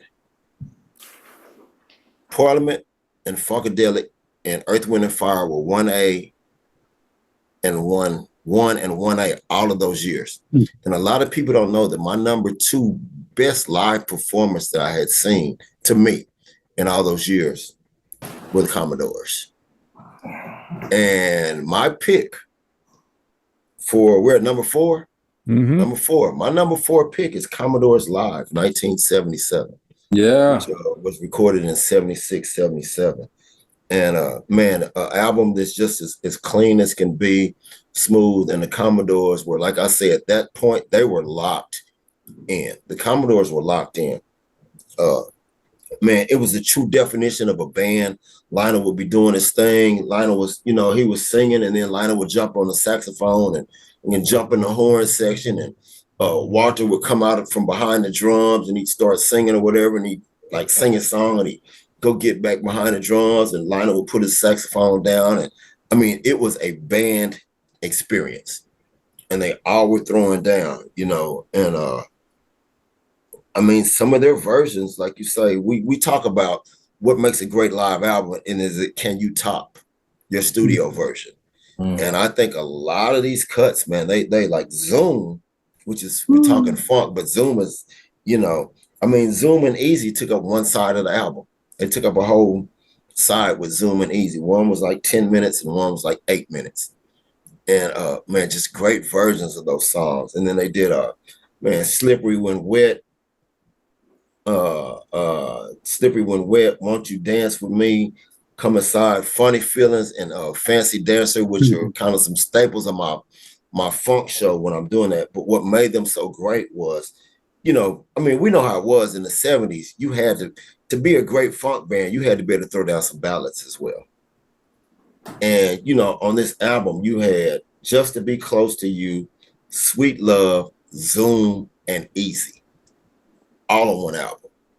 And all of those were hits before Lionel went on to be Lionel Richie. Those were like hit records, ballads hit records, man, which was kind of a precursor telling you where Lionel was going to kind of go with this thing.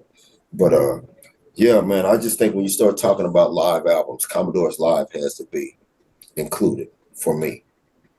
Great album. So it looks like I'm the only one that didn't have a copy ready to show the camera. But my wife will tell you, I mentioned that song earlier this week. That album earlier this week. I said Commodores had a great live album, but I don't have a copy of it. So yeah, applause. That's a great choice. I remember that record. Absolutely, absolutely. And I remember seeing that tour and just being blown away by the Commodores. And a few years later, I saw them touring off the Heroes album, and it was just a totally different vibe. You could tell that the group was just kind of going through the motions. Still, it was a good concert, but it didn't have anywhere near the energy of that particular tour. And I remember being there, and Miss Brickhouse, we were still living in Shreveport at the time, so it was like, yeah, Miss Brickhouse from Shreveport came out, and they trotted her on the stage, and everybody, oh, Brickhouse, oh, Brickhouse, so it was fabulous show, and love that, great pick, great album. So For sure. And also had the hit Too Hot to Trot from the studio on that too. Yeah, one studio track. Yes, sir. Yeah. Nice. Great pick. Yeah, they had so much energy and they were so much fun at that time, Yeah. Like really had the fun and funk, Yeah. Mhm. Yeah. Now they use Too Hot to Trot on some commercial, but they don't use the line Too Hot to Trot. They just use the woo. Oh yeah. Right. Dang, what commercial is that? You're right. Woo. All right. Well, I'm going to wrap up round 4 for us. And, you guys, I had War, I had Commodores close by. I had a lot of these that you guys have been picking. You guys have been picking amazing choices. But I'm going to go with, and I don't have the actual cover of it here, but I'm going to go with Jimi Hendrix, Band of Gypsies. Nice. So 1970 New Year's Eve performance. I do have some alternate versions of it. I have this one, which has both nights, came out later, 2 CDs. And I have this one, which is the rehearsals they did that led up to that. Nice. And then I also have this one, which is, there it is. Yep. Yeah, it's the complete pretty much the complete performances of multiple shows from both nights. So, but the original release was just 6 tracks, starting off with Who Knows, just unbelievable funky rock track that just sets the tone. Sampled later by Digital Underground among others, because it's so funky. And Billy Cox and Buddy Miles on bass and drums, after he got rid of the Experience, the other guys, and onto his discovery of funkier rock and sort of having some jazz element in terms of the experimentation of like a Miles or somebody like that, but in a rock funk context. And tracks like Machine Gun, which is just legendary, unbelievable, transcendent solo that he does on Machine Gun, just pulling everything out of that guitar. Got Buddy Miles doing his changes. He's got his moment in the spotlight with some of his funk. And Power to Love, another just awesome track. I mean, to me, it's like face melting funky, a message of love, another great track. And then it closes with another Buddy Miles track, We Gotta Live Together. 6 tracks, awesome, amazing, and just so influential. And, of course, influenced everybody from Funkadelic to so many rock acts. And, he died a short time later. It was the last record released before we lost him at 27 years of age in 1970. Who knows where he would have gone from there? But, man, just incredible and landmark. Great pick. I thought about that record a lot this week. I was thinking how the term funk can be defined, it's broad. I said, well, you listen to Band of Gypsies and you can't say it's not funky. I mean, some people would categorize it as rock, but it's under that umbrella for sure. I think that's a great pick. I'm glad to hear somebody agrees with me. I have that first copy you showed where he's kind of, kneeling down. Yeah. Man, over the years, and I learned this from Ricky Vincent, actually, that, man, your funk is whatever you want your funk to be. Mm-hmm. And if it's got those elements, then it's funky. And what I like about it is if it's funky people dig it. Because I can be doing the funk and throw on Jimi Hendrix, and I'll play something from that album and others over the years of my show. And Jimi Hendrix is a winner every time. And while we're talking about Hendrix, when you start talking about the Sly Stones, the George Clintons, the Sly Stone, George Clinton, James Brown, the fourth name that comes to mind for me as far as just really innovating the funk is Jimi Hendrix. Because, JB gave us that one, Sly gave us that big ensemble of funk with, the horns and the different people up there in the horns. George kind of took it into outer space and expanded the one. But George and Funkadelic would not be George and Funkadelic without the Jimi Hendrix influence. Right. At all. You wouldn't have that sound if you hadn't had a Jimi Hendrix to draw from. I mean, he probably would have gotten it from somewhere else. I mean, he's that type of genius. But that Jimi Hendrix sound is everything in the funk to me, you know. I mean, and now you think of all the badass guitar players that have come behind him that just rip it up on a funk track that owe a lot of that to Hendrix. That's a great pick, you know. The funk is where you find it to me. Absolutely. I wholeheartedly agree. And Dr. Scott, I will add one cut that just always grabs me is the Earth Blues show or song or performance from that final show. And I mean, it's just 8+ minutes of Hendrix shredding. And I mean, it is just incredible. And again, for me, it's a go-to song. Play it a lot on my shows. You know, it's just a great performance. So excellent pick. Thank you. And thanks for calling that one out too, KD. All right. We're on to round 5. Going to bring it home. Monty's going to kick us off. What do you got? This is the end. All right. Going off the beaten path here a little, I think. I wanted to bring it forward. Now, to me, this was a new record, but then I looked at the date and I realized it's 24 years old. That's what happens when you get older. You get different perspective on time, you know. I said, let me include this Jill Scott live. Oh, I forgot about that. Experience Jill Scott, 826 plus. That was That's I a forgot cold about that. Boy. That new record from 24 years ago. It's new but old now.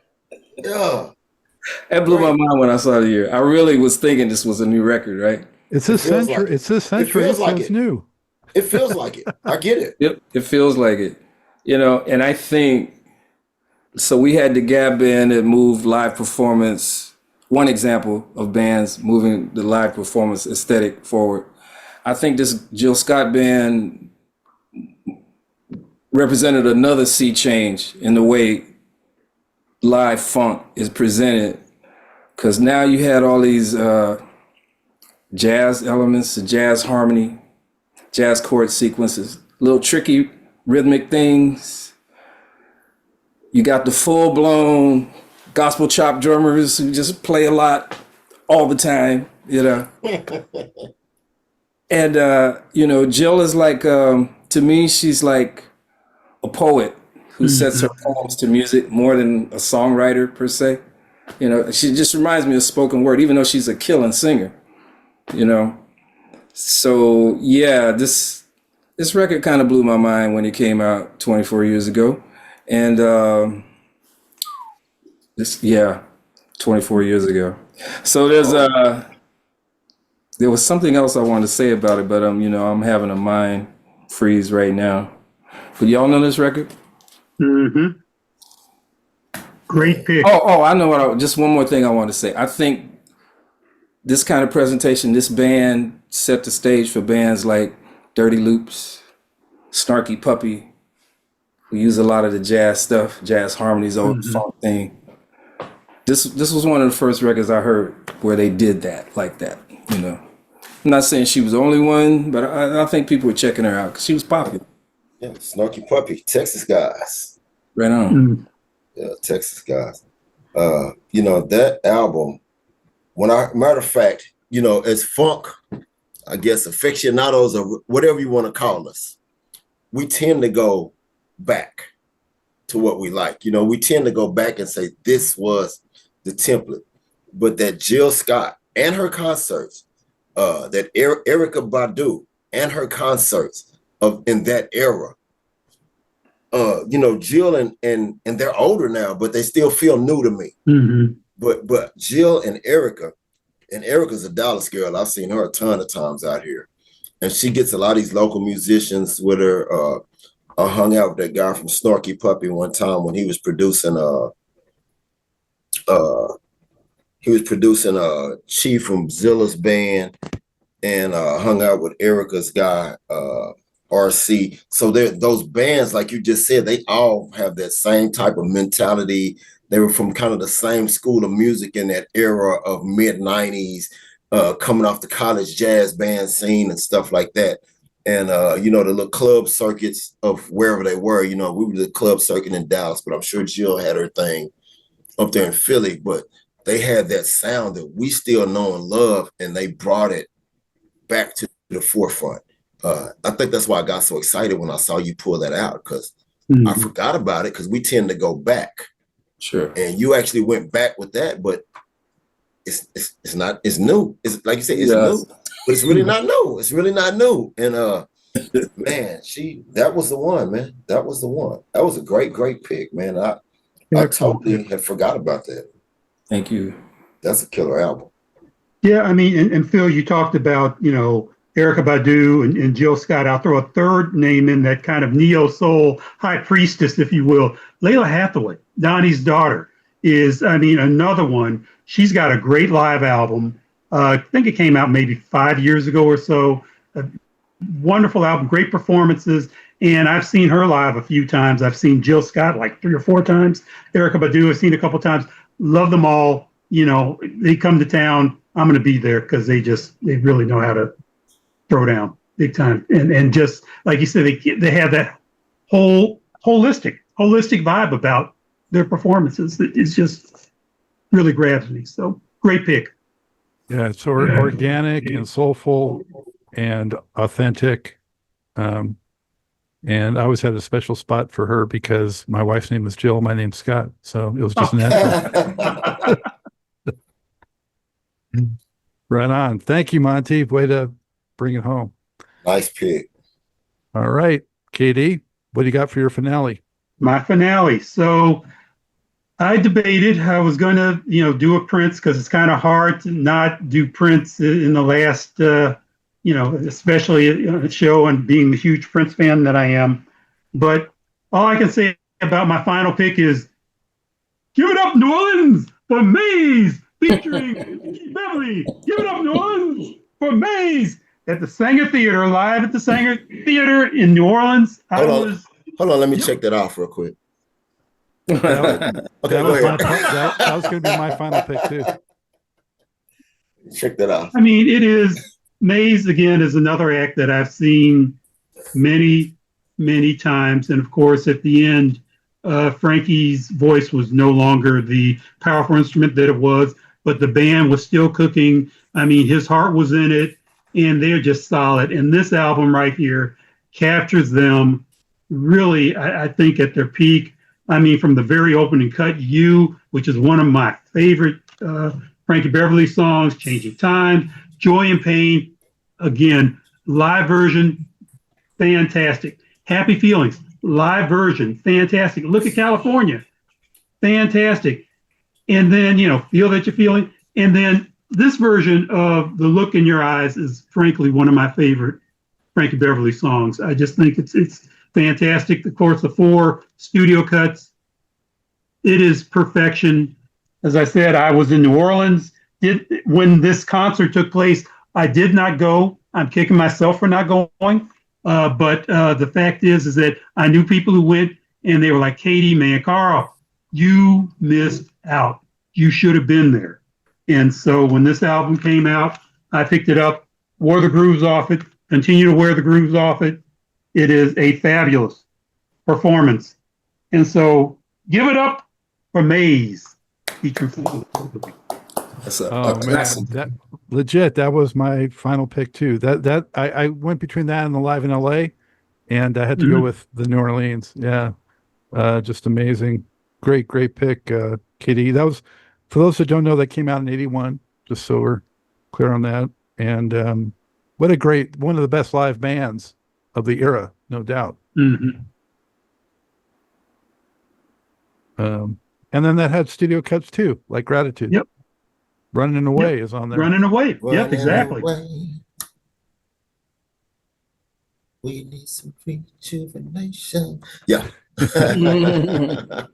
You know, and again, just another great jam band. I mean, that's, you know, they just, again, everything is so organic. The word you used just talking about Jill Scott and them is like just very organic. I mean, it was like you go to a Maze show and it's almost spiritual in terms of the audience. And I mean, you know, here's the group who maybe in their whole career had one top 40 hit, maybe on the pop. But the fact is that, in terms of an R&B, funk, soul audience, they could do no wrong. They were sheer just brilliance, powerful. So kudos to Frankie Beverly and Mays. Yeah, that kind of connection is similar to the connection people have with Funkadelic. Yes, sir. Yes, sir. Mm-hmm. Mm-hmm. I think too that they had so many personnel changes with Mays that you got to give Frankie some credit on that end of it. He was a heck of a band leader, and no matter who was in those chairs, they were just so cohesive always. Absolutely. Yeah, one of the greatest front men ever. Yep. And Southern Girl, I don't know if you mentioned that one. Forgive me if you did, but that cooks. Great. Yeah. Well, that was just another one of those albums where the live versions transcended the studio versions. It was just one of those albums. Matter of fact, when people listen to the Maze, sometimes you go to the cuts off of that album before you go to the studio tracks. It's just one of those type of albums. Great. Wow, way to finish strong. And we are completely in sync, Katie, on so many of these. So great job. Phil, what do you got for your curtain call here? Well, I'm going to get sent to the corner on this one. Yeah, I'm going to get sent to the corner, but it's the last one. You guys took some of my other picks. We already did some Prince, so I'm not going to do Sign of the Times. Man, I'm going all the way off the path because my funk is where I find it. And everybody that we've named tonight is groups that get play on Uncut Funk with Phil Colley over these last 14, almost 15 years. Everybody we've listed tonight gets play. And this next band is not necessarily listed as a funk band, probably not at all, but this is the only band of this ilk. I'll use that word. The only band of this ilk that gets play on my show regularly throughout the years. I'm going with, and I can explain why it's funky to me, but I'm going with Bob Marley, Babylon by Bus, one of the greatest live albums ever. Oh, yeah. Bob Marley. Scared for a minute. That's good. Babylon by Bus. It's not what you would call your true funk album, but from beginning to end, Bob and his band command the stage. They fully command that stage from beginning to end, and they never let up, man. Starting with Positive Vibration, and they ended with Jammin', which I think is on some commercials and stuff sometimes. I think that song Jammin' is on some commercials. But it's the music is nice, but if you ever get a chance to see the videos from this tour and this show, is straight funk. I mean, Bob is out there just like any other front man of your greatest funk bands. He's got his girls on the side who pretty much remind you of the Talking Heads girls, Earth, Wind and Fire, when they had some girls on the side with them, any of those R&B bands back in the day, when you Stevie Wonder, when they had Wonder Love, on the side, man, his chicks, they're just nailing it. Every musician is on point and tight as hell. And man, Bob's vocals are flawless on the album. They're flawless. And like I said, it fits because I play these songs on my funk show. Rebel Music 3 O'Clock Roadblock is one of the funkiest reggae tracks, ever. War, No More Trouble. I mean, just funky reggae track. The Heathen, Jammin', just funky reggae tracks. So, that's my pick. And like I said, Scott, I really love this forum that you give us because there's a couple of songs that, like, when you guys pick something, I'll lay back and be kind of quiet because it's like, dang, I really didn't get into that. I got to check that out, like Monty's first pick tonight, that James Brown. I got to get that now, So I kind of want to throw some stuff in the wind too that might catch somebody say, I haven't heard that, but I need to check that out. So, man, Bob Marley, Babylon by Bus, as far as live albums are concerned, funk or otherwise, is a must-have for all music fans. What year is that one, Phil? Do you know? 70, 75, 76. It was recorded, and then they did part of it in London in 78, and it was released in 1978.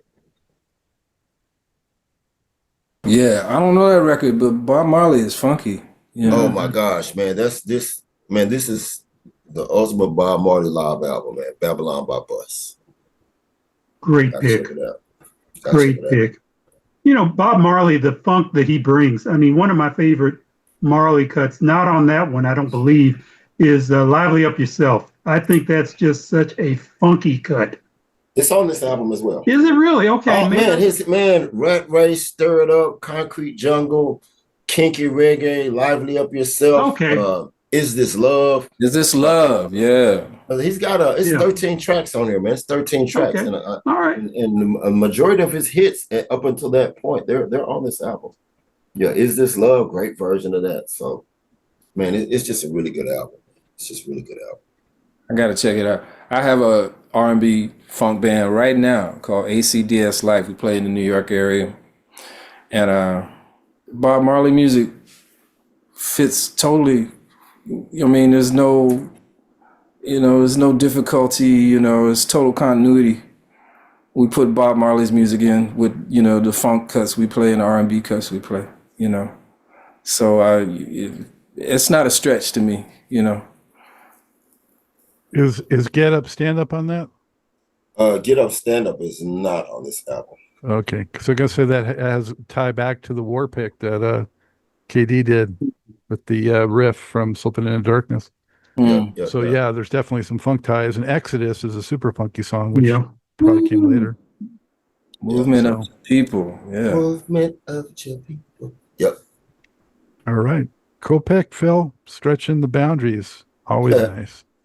I'm gonna stretch the boundaries too a little bit in that you all picked like you emptied out my sack here of picks, so I'm left with this one, which to me is historic, but admittedly it's a bit rough around the edges, and that is back to Funkadelic Live, Wow. 1971. I don't know It's that. the only documented released live recording from that early in Funkadelic's history. It was It is recorded. rough around the edges. It is rough around the edges, yeah, because they had a lot of shit going on. They had personnel changes at the time. Their drummer had walked out, and a couple of the guys had walked out. Also, Tal Ross had his LSD trip and was out of the picture. So they had Tyrone Lampkin and Harold Bean coming in. I don't even know if they had any rehearsal time. So it's just all over the place, but it's still got the vibe and it's the document, so they're covering, they're doing Alice in My Fantasies. They got Maggot Brain, Eddie's on there, Billy Bass Nelson, the original Funkadelics, Bernie, I Call My Baby Pussycat, I Got a Thing, You Got a Thing, I'll Bet You is on there, You and Your Folks, and a really fast version closes it of Free Your Mind in Your Ass Will Follow. Is Ray Davis on it? I think so. You can see. I want to know. Yeah, Ray Dave, they're all on there. Fuzzy, Grady, Ray, Calvin. All the Parliament should be on there. Yeah, they're all on there. Eddie Hazel, like I said, Bernie. So, they are all there. 1971. I want to see where it's recorded. Where was it? Is that the Sugar Shack show? I don't know if it is the Sugar Shack.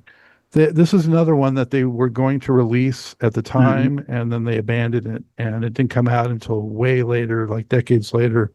And, there's parts where they fall out of the groove. And there's one point where George says, I'm higher than a motherfucker.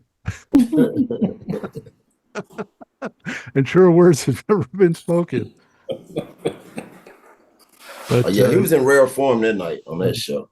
here's a picture of George on there. So I see it.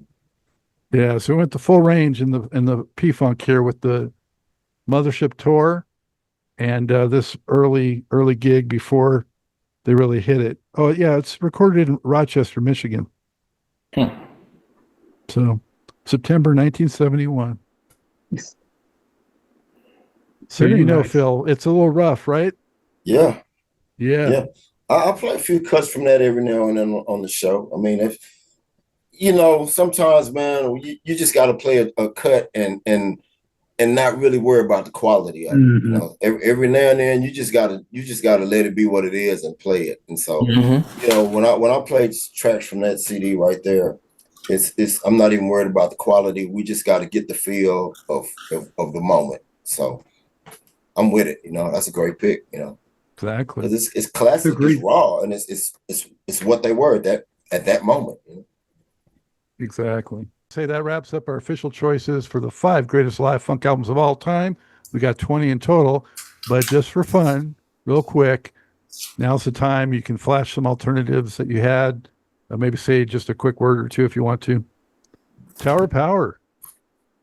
Live and in living color. Honorable mention. Stevie Stevie Wonder. Wonder. Is that Stevie, right? Yeah. Yeah. Great. Cool in the Gang. Woo! Yep. Yes. Marvin. Oh yeah. The Return of Marvin Gaye. And I flashed this one earlier, but I don't know about that record. I got to get that. That's good. Another one that didn't come out at the time, and they finally put it up. Oh my gosh, yeah, I got to get that. I don't know. Man. I didn't know about that. The version of man, what's that song on there? That's not Honey, Sweet Sticky Thing. Woo! The version of Sweet Sticky Thing. Scott, is that the one with the like it's like a 9-minute version? They had that, and then they had one that came out like with a red cover that said Sweet Sticky Thing on it. Well, So they it's had two. one that was called Jam that was like Right. live in the studio, Yeah, and then this one was actually live with an audience. yeah. So it's one of those, man, with a killer version of Sweet Sticky Thing. I can't find it anywhere now though. Man. But I had Oh yeah, Isley Brothers. I have that. I forgot about that. Yeah, man, that's a killer record. well, my one that I almost picked out, and we did mention Prince already, was Sign of the Times for me. Sign of the Times was just like a really revolutionary release from Prince for me at the time. You know, he's I think about that time was he had turned into Prince. You know, by the time Sign of the Times came out, and you know his arrangements, the horns, the stage production, all of that. By the time he got to that, I think he had become Prince at that point. By the time he was always Prince, obviously, but you know what I'm saying. Yeah. You know, by the time that came out, with Sign of the Times, the whole movie, the whole vibe, I think he was that guy by the time that came out. And my I was other one all was into Love and Prince by that time. I was all into Prince. And my wife mentioned that record. But, you know, I just didn't know about the live aspect. It seemed like so much was pre-recorded. Yeah. You know, I wasn't sure. So on the super deluxe version of Sign of the Times, there is a concert recording of live in Utrecht. And it's got the cuts live in concert. Great performance. That was on kind of my honorable mention, almost picked it. You know, all the super deluxe versions, 1999 and Diamonds and Pearls, include concert recordings. Wow. The 1999 is a concert in Detroit. Diamonds and Pearls has a concert that's in Grand Slam. Is the concert recording from that one. And I think that one was also released on, is that one of the record store day releases, I believe. Yep. The one I ended up kind of passing on was this, is the Purple Rain live at Syracuse. Fantastic recording. But what really sold this was the final cut, the 19-minute long Purple Rain. I think it may be the greatest live performance I've ever heard. That made me cry. That made me cry when I heard You're it. not alone, Phil. When I rented that from the warehouse back in 85 or 86 or wherever it was, and remember back then you had to go rent not DVDs, but to go rent the VHS. You had to go rent the VHS. Yeah. And I saw that. I rented that bad boy for probably like 50 cents or whatever that were back then. And man, when they got to that 19-minute version of Purple Rain, I literally cried on that boy, man. Yeah. I did, man. Maceo. Not the Life on Planet Groove? Was that what that was? Yeah. Mm-hmm. I thought somebody was going to say Life on Planet Groove, so I didn't even put it in my stack. And what is that? Brides of Funkenstein live. Wow. Yeah. Great one. Yeah, that's And then the Killer cut a birdie on those brides. But I was only saying we could have releases that were in the U.S., and this was not released domestically. What is that? Graham Central Station live. Oh, That's a Graham live in Japan, wasn't it? I saw that. Yeah. wow. Yeah, I saw that. Was anybody down with the tracks on Cool in the Gang, Love and Understanding? Love and Understanding was, a great one. I had put up live at the Sex Machine. Yeah. Oh, man. Yeah. But, yeah. I have this record. Oh, yeah. Billy Cobb and George Duke Band. Yeah. So just a couple of albums that fall outside of the funk genre, but I got to shout out Aretha Franklin. Yeah. So the complete Aretha Franklin and at Fillmore West, classic. When she gets down with Ray Charles, it is Spirit in the Dark. Exactly. Yeah. Absolute killer. And another Aretha Franklin, way outside of the funk genre, but Amazing Grace is when she just, again, it's one of those that just basically makes the hairs on the back of my neck, what little hair I got left on the back of my neck, stand up. Her performance, Mary Don't You Weep, again, brings me to tears every time I hear it. So, 2. Right on. All right. Well, we got to wrap this up, gentlemen. Is there any final thoughts you'd like to just say real quick? And also, if you have anything to promote, like maybe a radio show, now's the time. So I'll start with Phil. Uncut Funk with Phil Colley on P-Funk Radio, live every Monday night, 8 p.m. Central Time, 9 in the East, 6 in the West. And I just want to say thanks for the forum, Scott, man. I love doing what we do, and I learn, I learned so much from you guys just listening and soaking this in. So I had a great time once again. Thank you, Phil. KD? Well, FJS with KD, Funky Jazzy Smooth on P-Funk Radio every Thursday at 8 p.m. Eastern Time. 3 hours of funk, jazz, and slow jams. And also just to repeat what Phil said, Scott, this was great. Thank you so much for allowing me to be part of it. I'm honored and great forum here. Thank you. And I enjoyed hanging out with you all.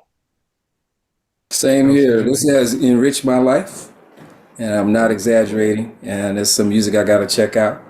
I look forward to checking out.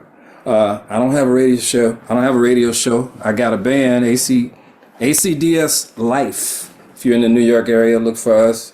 I'm on some jazz records. Ed Cherry, Are We There Yet? I'm on Jimmy Heath's final record. I'm on Nicholas Payton's first record. I'm on a current jazz record by Steve Johns called Mythology. So, I spread it around. I do a little jazz, do a little funk, do my thing. Outstanding. Well, thank you so much to all of you guys, and we'll see you again on future episodes. I hope that everyone viewing and listening really enjoyed this edition of Jam Fans Forum. Check out the description of this video for links to the albums that we talked about. Don't forget to like, comment, and share this video, as well as subscribe to the channel. Drop your own personal choices for the 5 greatest live funk albums of all time into the comments. We want to know what you think as well. and tell us what other categories you might want to see on the Jam Fans Forum. Next time around, we'll reveal the picks for the top 5 funk jazz albums of all time. And for now, as always, this is Scott, Dr. Jigs Goldfine, saying, keep on vibrating to the rhythm of the one. Man, peace. Y'all have a great evening. Peace.